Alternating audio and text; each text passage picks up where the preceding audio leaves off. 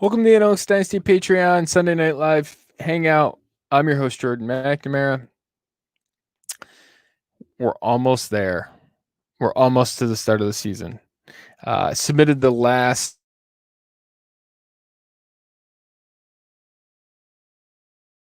Jeanette season is here. So excited for it. Still a lot of moves to be made. I'll tell you, I'm really going through and cleaning up my draft tracker, making notes on, or my team tracker, I should say, roster tracker. Did a show on it.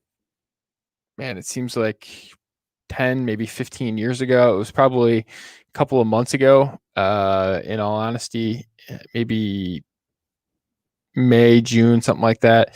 And basically breaking down all of the how I do it. So you can go find that on the show, or on the patron site, in terms of sort of how I track it. I'm adding something I've talked about a little bit more, notes in terms of how I think of my team, what I project, sort of what I'm thinking in terms of contending, building, what do I need, just some more of those notes in there, and going through as I go through, making some trade offers in each league. And really, I think one of the problems that I have as I've played more and more is I get a little mind block in terms of making trades, get a little overwhelmed, I guess is a way to put it, with trying to make all the trades and all these leagues and yada yada. So I just go through one at a time. Is really one of the things that I've really had some success in streamlining and going forward, with making trades and decisions just by going team by team, making some trades, looking at some roster, and that sort of gets you in a very focused mindset on each particular team, because ultimately we're working to get the best profiles, get the best players, get the best, um, ultimately the best overall profile. But each team has different needs in terms of, hey, I got to create roster spots, right? Made a trade just today of Raheem Mostert for a future second. Would have liked to have gotten more, but ultimately I had to. I had so much of the same in terms of Raheem Mostert types, Dylan and Madison and all these guys. I had to get out of it. I had to get out of a couple of roster spots that were largely duplicative. So I moved him for a future second. So I've been making some more trades. So I'm going to do some more trade shows. I've been amping up the volume. So that's something that I'm going to really focus on doing some of those in season. Do a little rundown of some of the things I'm thinking about. Be interested in people's thoughts. Going to do a warp show. Is definitely one thing I'm going to do. I got to see how warp or how MFL's working this year with the starter rates. So I will incorporate that as well. I would like to make it, and we'll see. I'd like to make it a tracker for the site. Going to try and do both of those things, so that way you can use, you can look at it, use your own warp, and then I'll also do a show. So that's one thing to look for. Other things I'm thinking about doing, I have to see, and I want to maybe look and see how it is entering week one, make a determination on this, potentially look at some start sit rates, and just to highlight them as they go into the weekend, and just to get an idea of sort of what the market is doing, what we might be thinking about in terms of start sit rates. That's one thing I'm thinking about doing. I'll see how up to date that data is, and just I'm going to track it during the week, maybe week one, see if I think it's usable, and then we'll go from there. I know it's usable after the fact. I'm not sure how great it is beforehand. If you got a bunch of people setting Sunday lineups, if it changes in week, well, I'm just going to monitor that and see how it changes in week. So that's definitely another thing. I'm also going to do snap reactions. So it'll be basically a show about different snap changes, different different changes in terms of uh, snap rate, basically, snap reactions, right? How many, who's playing, who's getting all of the, snaps, who's playing, just looking for different actionable takeaways through all of that. So that's one thing I'm going to do. Going to keep the content of which I've really liked doing the weekly thread. Just put your questions in there, whether it's whether it's strategy, whether it's trades, whether it's those sorts of types of things. I'll say I'm not huge into doing start sit decisions. It's just not something I think I provide. It's not something I think I can consistently beat the market on. So just to say that, I can try and help. I can try and do some of those things a little bit, but that's not really something that I think I'm particularly great at. So that's probably not the best form for a start sit question would be the weekly thread, but you can, if you're having a really hard time, I can try and help out occasionally on those as well. So I'm going to have those. Probably going to move away from the Sunday Night Live show. So next week's probably going to be the last one. What I will do is do the Hangout thread. I'll probably do a show specific on at least one thing from the weekly content thread. And then I will, if there's more, right? So if there's a lot of questions in a week, maybe I'll get together and put a, basically like a potpourri type show together, right? A catch-all mailbag type of show. So that's one thing I'm thinking about. The other one that I really am thinking about doing too is the similar to the weekly topic thread, do a weekly player thread with and at the end of the week do a player specific spotlight on trades, trade value, and stuff that's moved in week. And that can be, like I think Wayne Gallman's a good example of that last year where he had a big uptick in value. Those types of players, think how we should think about those. So I will do probably a thread, put it out Monday morning. If you're interested in hearing about a certain player, put it in the thread, and later in the week I'll address thoughts on whether it's one or I guess we'll have to see sort of how it evolves with time, but whether it's one player or a handful, or if there's a couple of players that just keep coming up, sort of cover that. So that's basically what I'm thinking about in season. So I have some other ideas too. I like my Inside the Writers Room series. I do those occasionally. I've been doing a lot of writing, and I think I'm really onto something in terms of looking at player value and how it changes. So I really want to sort of sit down with it over the next week, sort of get it locked in and a rough draft type of thing, and then go forward with it, and maybe do some shows on some of the content there. So that's more of off-season content. So, but we'll see. I'll keep you updated on those types of shows. So, and I like hearing feedback too. So, all right. Well, so that is basically the rundown. I also, I know Patreon, and I'm toying with it presently. Patreon, I think, has opened up some different like pay structures in terms of a yearly subscription. Right now it's monthly, you get billed each month. I'm thinking about possibly moving over to making it eligible to be a yearly thing. It just dropped like this week. I have to think about that a little bit more in terms of how it fits long-term analytics at Dynasty trajectory, I guess is the easiest way. Not that I'm not going anywhere, but in terms of whether I want to necessarily be locked into a Patreon as the platform for another full year is a debate that I'm having and thinking about. So I'm toying with that idea. I got to read the fine print a little bit more, sit down, think about it, and go from there. But so that's something that I'm thinking about making a change. I won't do it before September. This I won't do it in the next couple of days. It'd probably be October 1st would be the first time it would actually happen. So,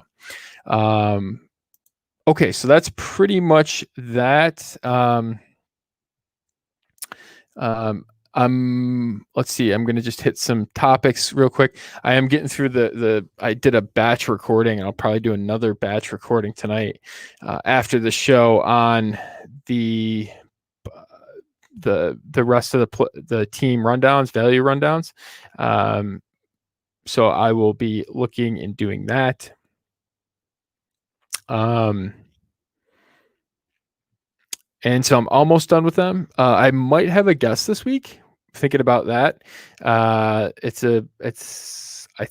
just say I think it would be an interesting guest.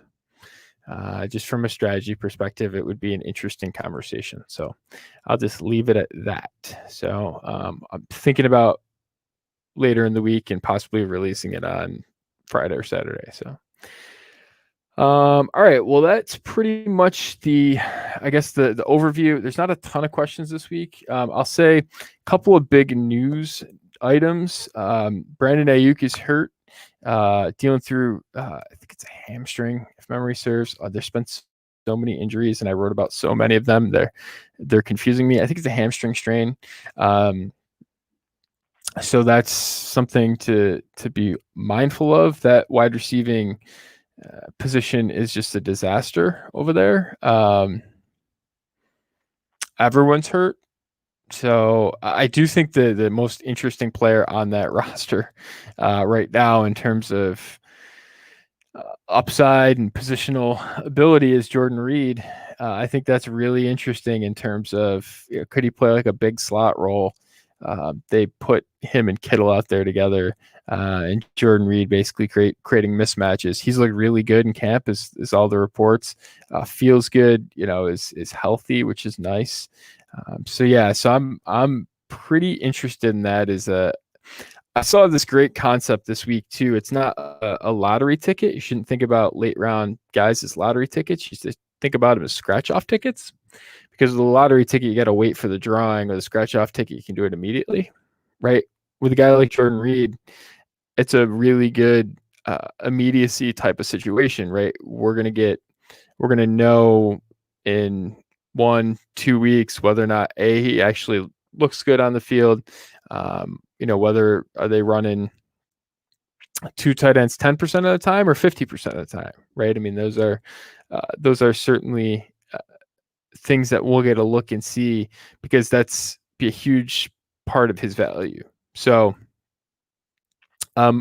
he's a player that I am, and if he's out there and available, I've got some late waiver wire runs for the first time in the offseason, basically since a rookie free agent draft.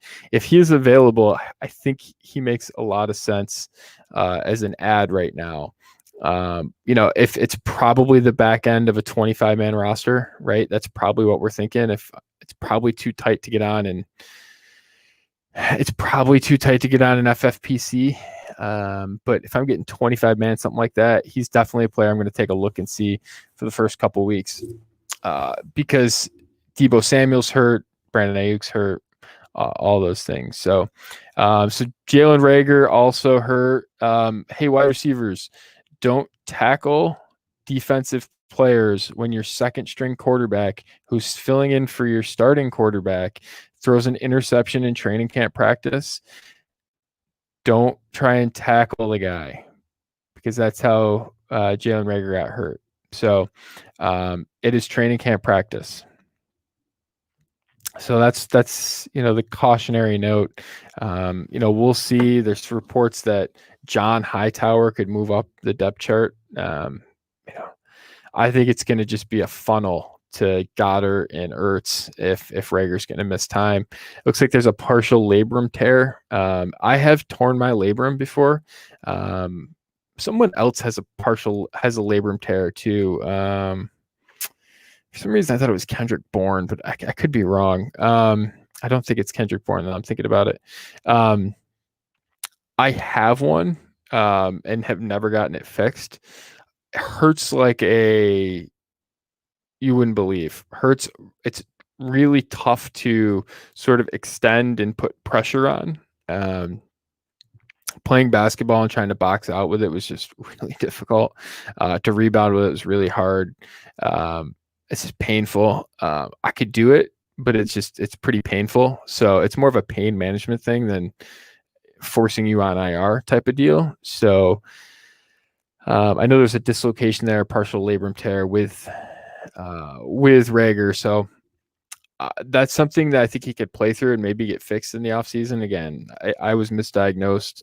I was later diagnosed in my later 20s with the actual injury. I don't know what it was, but I played through it and actually played baseball through it for 2.5 seasons. So was not fun. Was really not fun. So fortunately, I didn't play much, so I didn't have to throw a ton. So learned how to flip the ball underhand pretty well. So that's on Rager.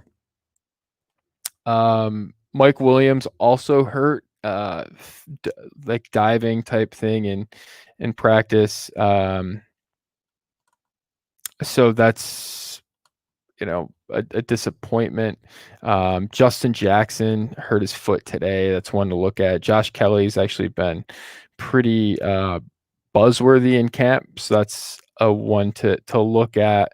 We probably already have our rookie drafts over, but that's a monitor situation in terms of is Justin Jackson going to be a cut?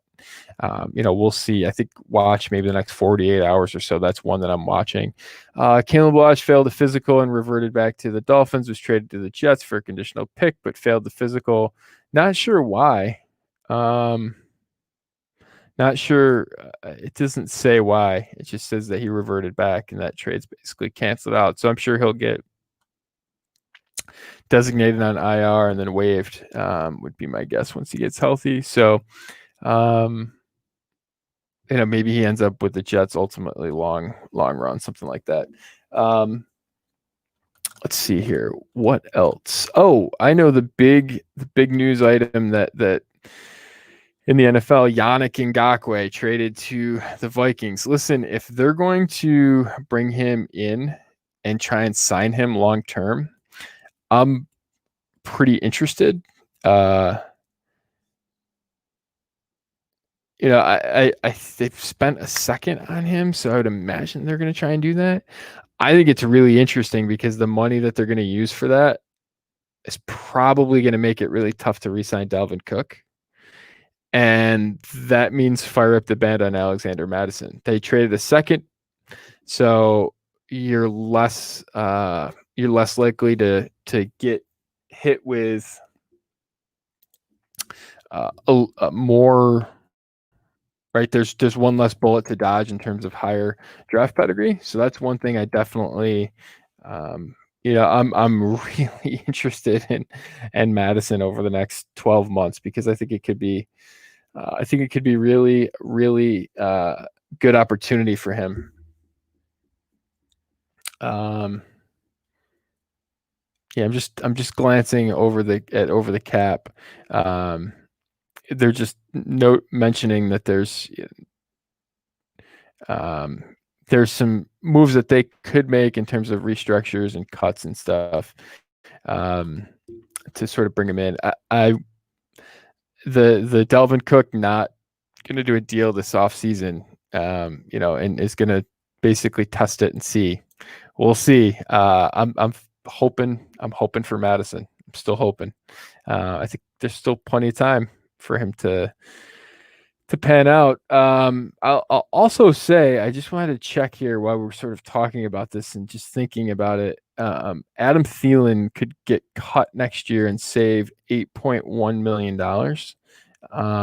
They have $189 million in cap liabilities next year. If the cap's going to be 175, that might be tough to keep. So that's one to note. Harrison Smith, maybe they could restructure. There's probably some ways to move around and restructure some of these guys. I'll just say that if Justin Jefferson plays well, I do think that there's an opportunity for him to be the wide receiver 1 in Minnesota next year. And bringing in Yannick Ngakoue just got all these things running in my mind with Minnesota about how they sort of fit this together. I would imagine that's more of a priority than Dalvin Cook, and certainly Dalvin Cook. We'll see on Adam Thielen. Maybe Justin Jefferson can make him expendable. I'm probably higher on the market than on Justin Jefferson than I'm probably higher on Justin Jefferson than the market. So we'll see. But yeah, I'm definitely monitoring that because I think it's pretty interesting in terms of they bring in another potential pay guy right now. So that's something it piqued my attention. All right, Express 98 has a question in the live stream. So again, if you're watching, have a question in the live stream, go ahead and send it in. And next week's probably going to be the last one of these live. Maybe I ultimately do it as like a Friday night thing in season, something like that. We'll see. I haven't really committed to that either way. It's tough for me to sort of pen in time for these when I can just, take the questions offline and then just record it when I can. So we'll see if I think there's interest in the content. I'm not sure the liveness matters to folks all that much, but if it really does, let me know. What do you think of Bryan Edwards' value rise as a learning experience? You can basically exit from him for a first round pick now, whereas you cannot get that from players like Cooks, Fuller, and Kirk. I mean, for me, it's a cash out, right? I mean, that's what it is. That's it. That I do think just again, dipping my toes in talking about the research that I'm doing. Almost all of value movement is production. There are these upticks, there's these things that happen in camp, but it's tough to really measure them in terms of like ADP and all these things. It's just tough to really measure it systemically. Year over year, the thing that matters is the production. Really, it's ultimately, do players produce? If they do, they go up in value. If they don't, they go down, right? N'Keal Harry, right? So so when these things happen with Bryan Edwards, I mean, for me, again, I think now is the best time ever really to just play base rates, because what you'll find yourself doing is making positive EV bets because the market's overreacting to the immediacy of news and losing track of what player profiles are and all those things. This is the time of year to just trade on base rates and just say, all right, whatever I think is going on right now, let's put a number on that and then take a third of that and combine it with 2/3 of the base rate and get something like, my best guess, right? That would sort of be what I would think. So for example, if he's a 22% guy, he's probably higher than that. I'd have to go back and look. He might be in like the 35 or so range with just using his draft range and his breakout age. If it's really moving up and we think, hey, I think this is, more likely than not, right? And we say, all right, it's a 60% shot. You take a third of 60 and combine it with 2/3 of, whatever it is, 30% of what his base rate is. Combine that up, add it up, and that's what you'd get. That would sort of be how I would think about it. Yeah, so that's, basically at that point, he's essentially like a 40% estimate in terms of hit rate. And you get a future first for it. That's a 55% hit rate, something like that. So that would sort of be how I would think about it. Yeah, especially randomized, you get shots, especially if it's super flex, you get randomized shots at really high outcomes. So, yeah, I would be cashing out on that. Guys like Cooks, Fuller, Kirk. I mean, the curious part to me is always what are you trying to do? Trying to see an increase in the value of your team in terms of the market value of it. It's really tough to do. It's really tough to do. And what I've noticed is that there's not really historically first round quarterbacks was a way to do that. That's absolutely 100% not true now, right? All of that has been baked out of the market and it's gone too far. Is my take on it. But historically, quarterbacks were undervalued in Superflex. I don't really think that there's a systemic thing. I think first round running backs are probably still undervalued, rookies, anyways. So you see an uptick from them on average. Is sort of how it works.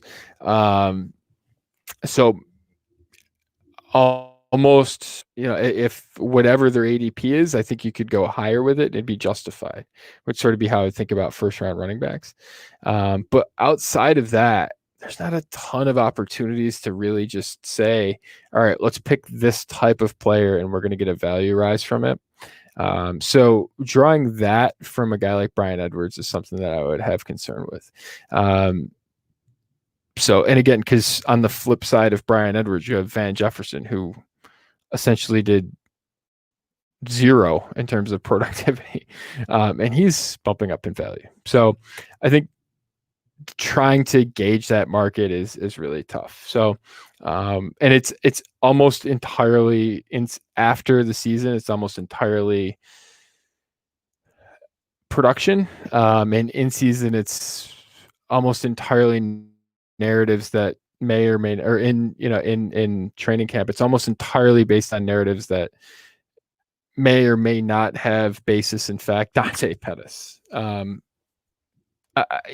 so how all those things happen, I mean, we're better off trying to do other things. It's just my take on it, because it appears to be very much arbitrary about how those things get created. Because the Dante Pettis thing last year was a really good learning experience for me, which was the fantasy community was just praising Dante Pettis, and he has big supporters in the fantasy community, just vaulting him up in value. And I covered them every single day for Football Guys and reading practice reports every single day. And every single day he was bad.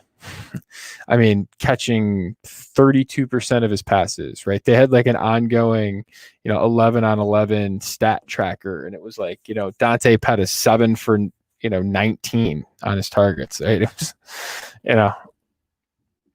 I don't know where the narrative came from, but it happened. And then Dante Pettis, the whole training camp was not good. I was like, this is the most disjointed thing I've ever seen. So when these narratives happen, I'm just super hesitant on them, and would just say that I think largely largely I think that they are they're difficult to sort of predict, I guess is the kind way to say it. On the flip side of that, you get guys like Cooks, Fuller. Kirk's a different story for me, but Cooks, you're not really aiming to try and extract market value. You're making a production bet. And we could have a debate about it. What's more important, right? That's a philosophical debate that will probably never end in the dynasty community. I know where I come down on it.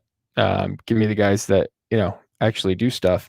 And Brandon Cooks might never be worth a top 6-round startup pick again. But again, if he's producing me wide receiver 20 finishes, I don't really care, right? I'm going to book it, right? Same with Julio, right? Julio's probably never going to go up in value, but who cares if I get a couple of years of wide receiver 1 production, right? It's I'm crushing whatever value I would have gotten in return in terms of rookie drafts, crushing it by like over a win probably ultimately. So those things, I think those are a different debate. But Brian Edwards is going after those guys anyways. So when is it right to ride a rookie profile as opposed to cashing out from a value standpoint, like on Juju or Michael Thomas? What is the point where you're basically saying I'm in long term? Yeah, that's a good question. So generally speaking, we want guys who at wide receiver who were productive from a young age in college. That's generally speaking, I think the best way that you can sort of gauge profiles, right? Were they good from a young age in college? And you can just simply look at like dominator rating, which is market share of his college team's yards, plus the market share, which is the percentage of what he produced, right? So if a team has 3,000 yards and he produces 1,000 receiving yards, right? He's 33% market share. He's a third of them. Same with touchdowns, right? So touchdowns is market share of touchdowns. So if it's 30 touchdowns and he's got 10 of them, he's got 33% of the market share of touchdowns. You sort of add those two up, divide by 2, so you get an average, and that gives you the dominator rating. So you're really looking, you want from a young age, you want over 20. That's a good 18. And if you can break that at 18, that's pretty good. If you can get up above 30, it's even better. And so that's really the types of profiles that I like to go after. So again, it becomes a question of cost. And once you get into the NFL and then you go from haven't hit to have hit, right? It's a totally different conversation. You have to grade people on it's like when you get a test in school and you have one, everyone's graded by the same metrics. Like, okay, but then you get the students, right? You have 100 students, everyone's graded by the same test. Well, then you sort of from that you say, okay, well, here's the 50 best. They're going to go into an honors class, right? And then they're going to get tested and taught and basically evaluated and treated differently because, right, they've proven that they can handle a higher level.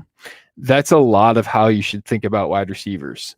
And so that's really how I think about it. Once guys do it, and I mean by do it, I mean top 24. That puts them on a different track, right? That's the debate. That's the difference between density and base rates, right? Base rates is guys who haven't hit, sort of what's their odds of hitting. Density is once you have hit, how dense are you from there? That's really one of the things I really think about with these guys. So once they hit, I'm putting them on a different trajectory, for example. And so that's why I see things like DK Metcalf over DeAndre Hopkins. To me, that's just really dangerous because that's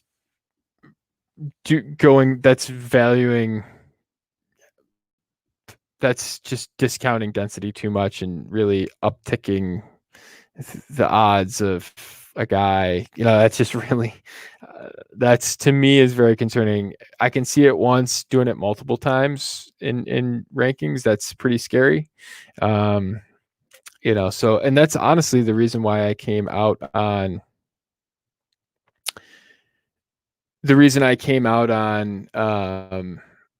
Clyde Edwards-Helaire and moved him, right? Because I said, I'm doing exactly what I'm saying other people shouldn't do on Josh Jacobs. I'm doing it to Clyde Edwards-Helaire, and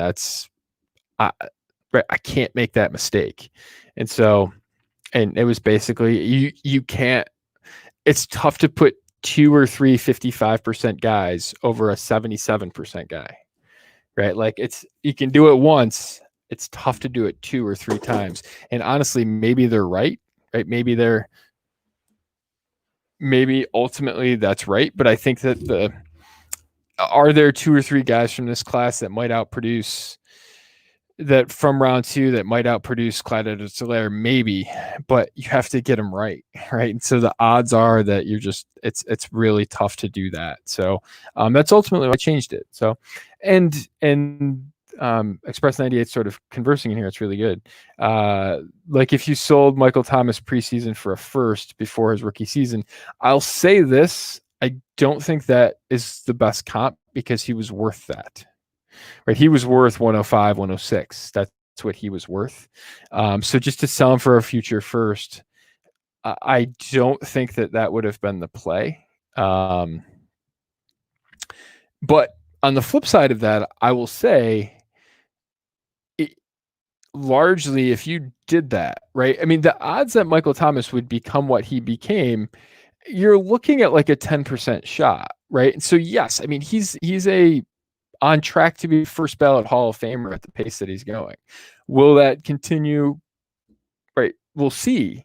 But you're don't make rules about exceptions, right? Like make rules based on trying to hit when I throw darts at a dartboard, right? I aim for the bullseye because I'm not good. And if I aim for the bullseye, and I hit the bullseye, well, that's great. But if I've got a lot of margin for error on hitting the things I actually need to hit, right? That's generally how I play darts because I think I might as well be throwing them in the dark because I'm not very good. We don't have control over the outcomes of dynasty players, right? We don't, or NFL players. We don't have all the information. We are playing a much more of a bad game of darts than anyone will take credit for. And so when we think about guys like Michael Thomas and say, okay, well, like that would have been a mistake, it would have been, but in the 10 other times that situation presented itself, and again, I'm not saying that Michael Thomas for a future first was the right play, because it wasn't, because you just spent that on him, right? So you could have gotten a first plus something, right? You could have traded to the second and probably gotten a future first on top of it. So that's just not the trade, but I'm sort of accepting the premise. If you did that 10 times or you did it 100 times, ultimately that's a positive EV bet, right? Which was whatever taking the right cash out is on that profile, whatever you could have gotten for him. And I should go back and look and see what some of the trades were, but taking those would have been the right thing. Same with Tyreek Hill, right? Tyreek Hill's the exception, right? He is a 5% less than that exception for day 3 wide receivers. He just is. So if you did it 20 times, one time, and it's even less than that because Tyreek Hill's hit multiple times, 5% hit rate in day 3, and then you get, less than half of that happens again. So you're 98% of the time you would have been right, right? Something like that. I mean, that's a little bit oversimplifying it, but that's really the difference.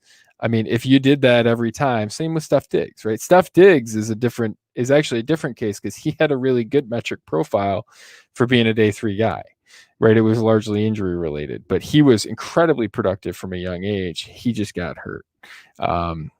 And it drove a stock down. So, that's would have been one we could have looked at in hindsight, maybe should have had more of, looking at it from a process perspective, thinking, hey, where did I miss? And some of these guys, and I'll say, Steph Diggs is a good example of this. I have made more of a concerted effort to try and find draft fallers for the Steph Diggs problem, right? Because I think that might be a little bit more identifiable. Hey, here are these guys. Brian Edwards is actually one of them, right? Fell because of injury, didn't get to day 3, got to day 2, but fell because of injury. Did it create a value opportunity? Actually, probably not, because all the geeks or all the metric people, and I use geeks as a self-deprecating word, not actually calling anyone that, but all the analytics crowd was in on him, right? So that's actually doesn't create a ton of value because there's high intensity of folks on him. So right, that type of scenario is one I've really made a point to be more in tune with. So ultimately, I guess, right, you're trying to take the broadest shot you can on profiles, and understand you're going to miss. Like, we're going to miss. And heck, I got right probably by accident on Michael Thomas on one of my rosters. Like, those things, and heck, Sterling Shepard was going ahead of him. I mean, Sterling Shepard had a better ADP than Michael Thomas that year, right? So the idea that it was a sure thing, right? Everything went well, right? The draft pedigree was ultimately wrong on him, should have been a lot higher. But let's remember sort of the information that we had at the time, and sort of grade that process. Don't second or third guess now, because ultimately a Michael Thomas is like a 2% outcome, right? It's really rare that you're going to get that Hall of Fame trajectory out of where he came from the draft. It's great that you got it, right? And now once he's at it, right, we treat him totally different than the profile, because now we have all that new information, right? So it's an adjusting process, I guess the easiest way to say it. Pre-draft, or pre them hitting, I keep base rates a lot in mind, and from there, really, once they hit, then we move to a density. We're looking sort of how guys of that type, how dense their hit is, and pedigree plays a big deal in that, which is something that I think I wrote about, and it was pretty involved. So that's a good conversation. This could go on for a day. I mean, that's hard, right? It's not, if we knew, right, it would be, we would all be rich, but we're ultimately making an odds-based bet, right? Ultimately. I shouldn't say that. We should be making odds-based bets. I think ultimately, other places, other people, other owners don't really think of it with the right odds or the right lens of probability in mind.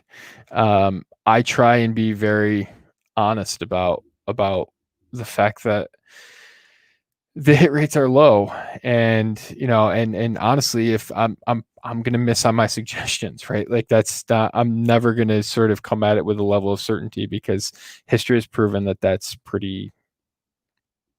It's not nothing certain. So that's I try and be honest in my evaluation and self-evaluation, honestly, because I don't I don't want to be the guy that's selling certainty, because I think that's fraudulent. So, and dealing with strategies in an uncertain market, right? That's something I think is actually positive value, because people don't treat it like that, right? So, if we treat things that much more like the dart board, right? The terrible dart player dart board, I think that's good. So I hope that answers the question. Yeah, and he followed, Express 98 followed up again with, it's just really, it's hard with profiles. You really like to close your eyes and do the right thing from a process standpoint. It is, right? It is. It's right. It's executing the process is hard, right? It is. It's not easy. But yeah, that's a really good conversation. I'm glad you brought that forward. Thank you. All right. Well, that'll pretty much do it. Put a wrap on this one. Again, let me know your thoughts on live show going forward. This was a really good one. So in terms of conversation, so I'm sort of willing to do them.